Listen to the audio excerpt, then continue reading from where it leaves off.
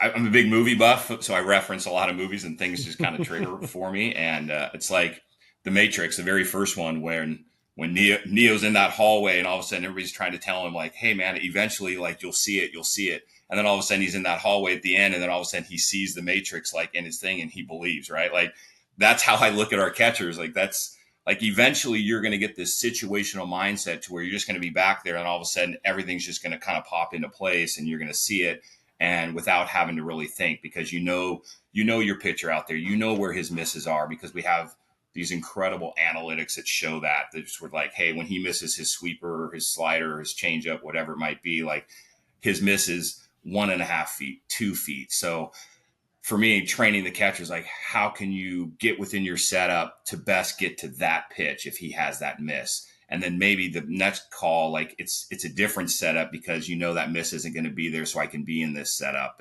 and still have an effective outcome, you know?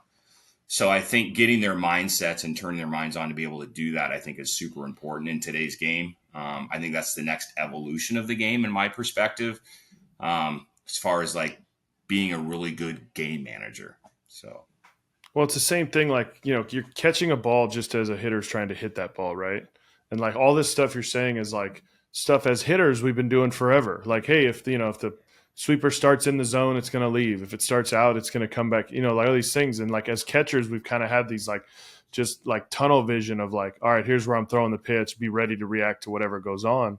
But those types of things to think about, you know, that we've just never really done until, you know, the analytics have obviously, you know, enhanced it. But reality is I just feel like catching's been pegged a little differently. And it amazes me because, you know, we're just moving back to, you know, everything I teach, I feel like, you know, at some point I've kind of equated to infield play. Like, you know, like we had a great infield instructor here, and it's like, and then I'm sitting there thinking as we're doing it, and it like starts working so well with some guys. I'm like, why did we think that this position was so different?